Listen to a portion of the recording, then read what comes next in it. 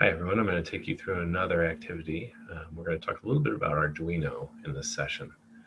Arduino is a microcontroller, which is basically like a tiny computer. It usually has a single function, so it runs one program at a time. That program is downloaded onto the board, and then that microcontroller can act on the code. In the case of Arduino, it has a simple setup in terms of the program, where it runs a setup function. And so it'll run that code right when it's initialized or the program or the microcontroller is turned on. And then it runs another function called loop, and it does it every so many times per second, which we can work on how to set the delay on that and that sort of thing. You can buy an Arduino. I would recommend buying the Arduino Uno. It's a basic board. It doesn't have any built-in functionality, but outside of the normal functionality. There are lots. If you go to look for an Arduino, you'll see that there are some that have Wi-Fi and some that do very specific things, maybe come with some kind of add-on for the output or special sensors or other special devices. I wouldn't worry about that. Just get the basic boards so that the kids can play with them. If you are going to do this kind of stuff, I would recommend maybe getting something like this. This is called the Sidekick kit that they produce. And inside these kits, you can find some extra supplies. They'll have a little thing that helps you figure out how to decode the resistors. It's got resistors and some other little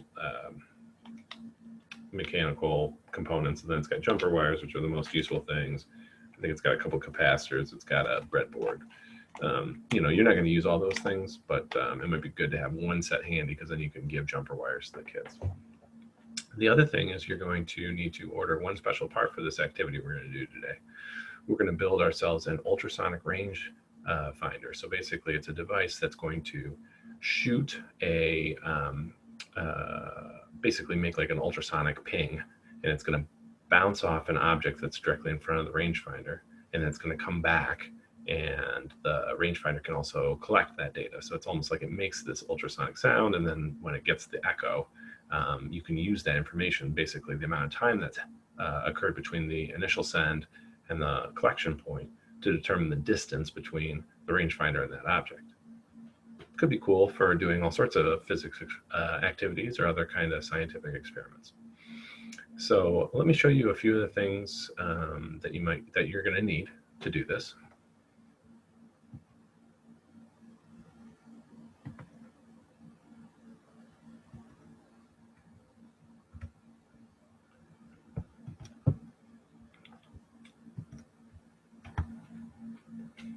This is the circuit that you're going to have to build with your Arduino. What you see here are 3 wires. You're going to need this blue wire here. It doesn't matter what color these wires are, by the way, but the blue one basically goes from the rangefinder to pin 7. Pin 7 is going to collect the input and the output. It can be used for both purposes. And then the black wire goes to ground, and the red wire goes to the 5-volt output for power. And that's all you really need to do. So it's actually pretty simple to set this rangefinder up. Of course, as I've mentioned, you need an ultrasonic range measurement tool. And this module, as you can see on this page, this is the official page for this product, is $15. It is currently out of stock.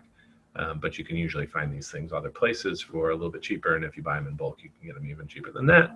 And so, especially if you like this activity, it might be worth the investment. But certainly, I assume for those of you who are just exploring at home, you can probably order one and then see how it works and decide whether you want to buy more for your students.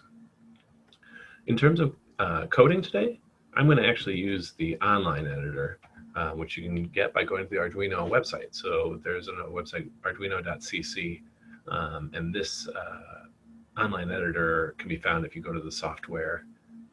Actually, let me just go do that.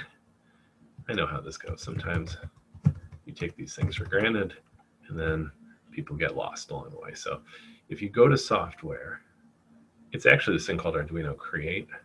But I'm going to go ahead and click software. No, it won't let me. I'll go to Arduino Create. There you go. And if you click on this link here, it'll take you to that online editor. And you can click Web Editor. There's some other things you can use as well. But I'm going to go to the Web Editor. That means I'm going to close the other one I had set up. And this allows you to write your code right in the web browser. Now you can also download software to do this on your machine. And remember, all the code you write for the Arduino, when you're done, has to be sent and basically downloaded into the board itself, which means you have to connect the Arduino, and then you have to, almost like moving a file, you have to move that code into the Arduino for it to run. So we're gonna write this code. The important thing that you need to know about doing this is we're going to have 3 sections of code that we're going to write. We're going to put one constant, so things that don't change can go outside the functions. We're going to write one constant. That means it's basically almost like having a definition in your code. And we're going to define something first, which is the pin number we're going to use. Then we're going to do the setup function, which allows us to write any code that we need to have happen one time at the start of our program. And then we're going to write our loop code, which in this case is basically going to handle the actual action of our code, okay? And it's essentially going to work like this. We're going to store the duration between the sending of the signal and the receiving. And then we're going to have a variable that keeps track of distance. And we're going to do the calculation once we have that, okay? We're going to do a couple built-in function calls within the Arduino program, and that's going to allow us to set up and send our signal. And then we are going to print output to the serial monitor, meaning that we're actually going to take whatever information we get back and spit it out. The serial monitor is actually the section down below, okay, which allows, if you have this hooked up to your Arduino to a machine, you can send it directly to that point, okay? So it should be pretty straightforward. We're going to write the code together, and then I'm going to talk to you a little bit about next steps. So as I mentioned before, we're going to start writing our code here on line 5. And what we want to do is we want to set up a constant.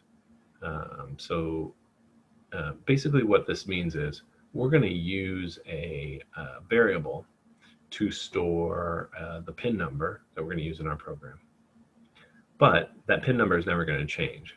And because computer programs, we try and optimize them by writing things a certain way,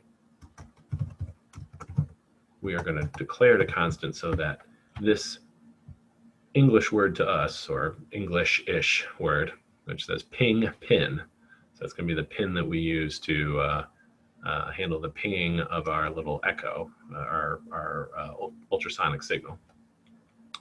We're going to store it in an integer type variable. In C, you have to declare the type of variable, and there's different types. This one is called an integer, so we write int, and then we preface that with the word const, meaning it's going to be a constant, which means even if I tried to change the value of ping pin later in the program, it wouldn't allow me to do so. Sometimes I get a little pushback from students, which is, well, if you can't change it, then why do we need it to be a variable? It's true, this is a little bit silly, but it's helpful later in the program to be able to use the word ping pin instead of using the number 7 everywhere. And truthfully, if I then change my program later and decide to use a different pin, I can change it in one spot up top without changing it all through the code. That's helpful if we write a lot of code. Maybe not such a big deal here, but. All right, in the setup function, I have a pretty simple job. The serial system is the way that we do communication in terms of our Arduino. So we're going to go ahead and we're going to call this function called begin. And we're going to set that value to 9600. And this is going to allow us to do communication. And so we set it up at the beginning. This is a pretty easy line of code. You see it in a lot of programs. And in this case, you just need to include that. And then all the rest of the work we're going to do is going to be down here in the loop. Okay. So the first thing that we want to do is we want to create some variables so that we can store values. Okay. I mentioned before that we had one variable type, which is called int. Now we're going to include a variable type called long, long. That's a long format for storing numbers. It basically refers, and I believe an integer in C is 8 bytes, and a long I think is 16 bytes. Those are things that you don't necessarily need to tell the kids, but that's the reason behind it. And we're going to create two variables. We're going to create one called duration and one called centimeters, because we're going to actually measure things in centimeters. If you want to modify this program to use English measurements, be my guest. But I'm thinking I'm talking to science teachers here, so probably the metric system is the way to go. I guess it kind of depends on the age of your students and how much experience they have, but that's the way I'm going to do it. The next set of lines of code that we're going to write are very specific. So basically what we're going to do is we're going to send the signal, but as it turns out, when you send a signal using the Arduino, sometimes it can lose some fidelity, so you actually have to send almost like a test signal before and after to make sure that the strength of the signal is at the level that you want it to be sent at. So the first thing we do is we're going to set what's called the pin mode. And this is basically to say, hey, remember that ping pin that we decided, number 7? We want to set that to output. Now I noticed when I wrote the word output, it highlighted like that. And that's because actually just like ping pin, output is a constant that the Arduino, or at least the C compiler for Arduino knows. And so it's going to end up replacing output with some numerical value, whatever the equivalent of output is. But we don't need to know that, and it makes our code more readable. Okay? So there are going to be a couple more things like that that we're going to use. Then what we're going to do is a series of writes. So we're going to do a digital write. Okay? We're going to do that on the same pin, and the first signal we're going to send is going to be low. I want you to notice, again, those of you who I think have worked with Arduino before have probably seen this. In C language, you actually have to end every statement with a semicolon, okay? Be careful, because up here what I did was I used a comma to separate my two variable names. That's the equivalent actually of doing this, okay? Which we could do, and maybe I'll leave it like that just so to keep things very clear. But notice that once I did that, line 12 didn't have a semicolon on the end, and I need that semicolon on the end of every line. If you don't do that and you go to compile your code, oftentimes it'll say, hey, there's an error. For example, it might say, hey, there's an error on line 13. And you're going, well, no, 13 looks good. But the reason why is because it reads line 12 and then continues to read on line 13 and runs into a problem because it's not matching the pattern. So we're going to put that semicolon there so we don't get in trouble. Okay, now in between writes, we're going to do a delay. So you can actually tell it to wait before it sends another signal. In this case, let's just set that delay to 2 microseconds. Then we're going to send another signal using ping pin. We're going to set it to high. So this is the actual signal that we want to have bounce off the object. Then we're going to send another set another delay.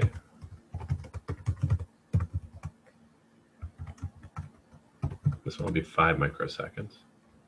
And then we're going to do another digital write.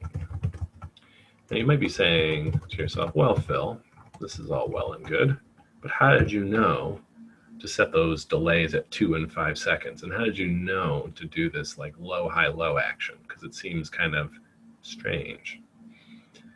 I'll admit I didn't know, but I was looking at some of the specifications for using the rangefinder, and those were the things that they did in order to send the signal. So I am mimicking what they're doing. I'm not some kind of Arduino genius here. So you know, there's probably a very specific reason it does that, but in our case, since we're going to have it do the thing that the rangefinder was designed to do, we can just mimic their behavior. And you know, sometimes in programming, this is what we do. We see how other people have set something up, and we mimic what they do. And as long as we understand roughly what the lines of code mean, not a huge deal that we don't know specifically why it's 2 and 5 microseconds. And you can probably even test it out and play around with it and see if it works the same way if you change those values. After we've done that, we're going to change the pin mode, because remember before, up on line 15, we had set it to output. Well, After we send the signal, we want to set it to input. And that's so that we can capture the return signal. And then once we've set it to input, meaning that we're going to collect that information, I'm going to change the value of duration. Now, I didn't set the initial value of duration, so I misspoke a little bit. What I mean is I'm going to store a value. And when you see the equal sign, it means we're going to store whatever appears over here on the right-hand side into the variable name on the left-hand side. So we're changing the value. So I'm going to use the function called pulse in. Basically, read that pulse back from the ping pin, which is number 7, on high. Okay.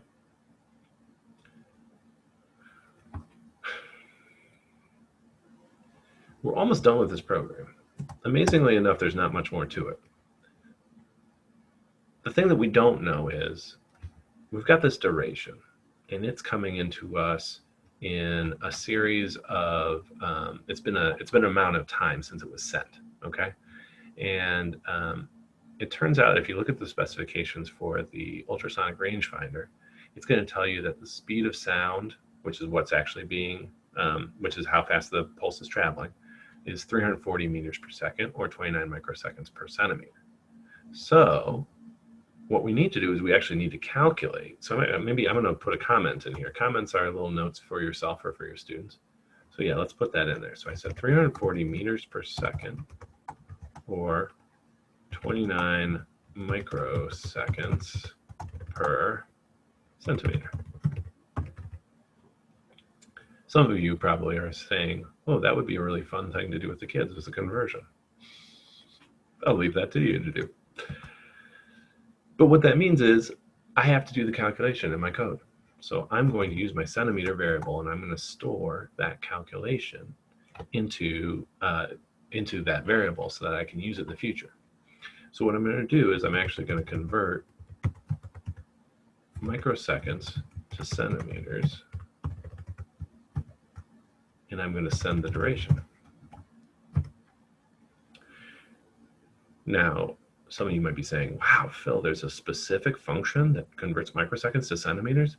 Does this code do it all? No. You're going to have to write that yourself. So we're going to write a function definition down here. This is what we call, this part right here is called a function call. You've actually used a bunch of function calls up above, but these ones are all written for you.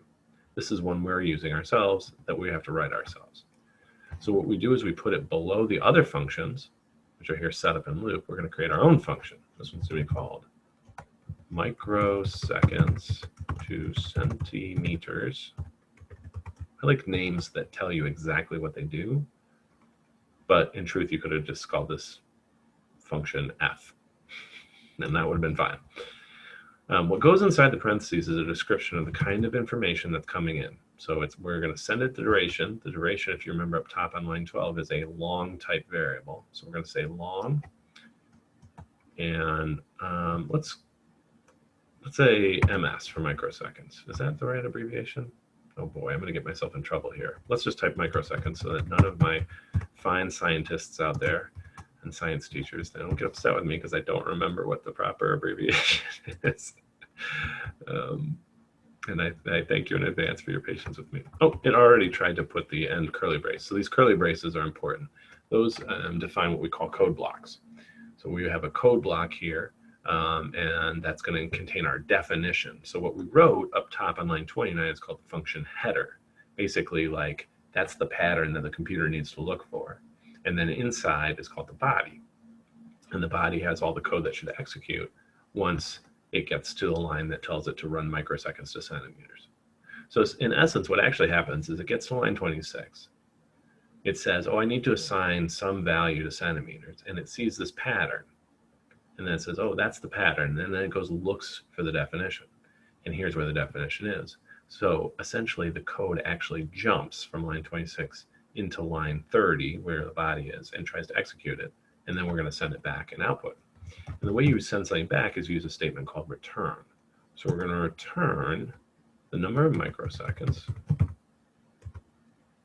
We're going to divide it by 29, because it's 29 microseconds. per centimeter, right? So that'll give us the number of centimeters. And then there's one additional step we need to take, which is, if you can picture it, like if here's my rangefinder and here's my object, I sent my signal here, it bounces off, and then it comes back. Well, I traveled technically twice as far as I want to go. So I'm going to divide this by 2. Oops. And that should be the value that I want. And so it'll actually do this calculation real quick and then send the value back to my variable. Okay? And then the big finale is we are going to use the serial communication to print the number of centimeters. Now, if you run this code right here, it'll print out a number without any context. You could do that, but what I would like to do instead is I would like to print, in addition to the word centimeters, I'd also like to print the abbreviation for centimeters. And, you know, maybe I can put a space in front because it'll be number and then space. And then I can go ahead and print an empty line after that, so there's a little bit of spacing. Okay. And then the last thing we want to do to finish our program here on line 32 is we're going to type the word delay. Now, delay will delay your program by the number of milliseconds that you put inside the parentheses. So I said 100 milliseconds. So basically, run this thing 10 times per second. All right, this is your code. So now that you get to the finish of this code, you do want to check it to make sure that it's verifiable. And it's going to give you some feedback here. So if I look at the bottom here, it gives me all sorts of output. And I'm not going to lie to you, I don't know what all this means. But it does tell me a little bit about the amount of program storage space that I used, and some of the information about my variables. And this is also where you would get some error messages. I apparently wrote a program that works, but let's just demonstrate what I was talking about before. So if I forget that semicolon there and I go to verify and save it, what you'll see here is that it's starting to give you the dreaded error messages. One of the things that I want to encourage you to do with your students is learn how to interpret error messages. So the thing is, there's what we call a stack of error messages, and it gets printed out at the end. And it tries to really trace where those errors are. So it takes a second to figure out. Now it's telling you in the function loop is where the error is. And you notice, like I mentioned before, it gives you the line number, which is 13, and it tries to give you the character, which is at position 5. It says expected initializer before long, which is confusing. But remember what I said, it's because it actually keeps reading because there's no semicolon at the end of line 12. And so it starts to read this as if it's on the same line and gets very confused. And it tries to give you some clues about other errors. Some of those errors are actually generated because these things don't get defined properly. So you see that there's a problem down below. And all I have to do is put that semicolon in, verify and save, and we should be back to normal. Now again, the next step for you is that you're going to have to take this program, download it to your Arduino, and run it. And I'm going to let Steve Smith and Sarah Nern do the demonstration of this for you so that you can see how the ultrasonic rangefinder works. If you have any questions about what you saw, so feel free to reach out to me at my email there or through Twitter, and I will be happy to help you as you use the Arduino and learn more about it.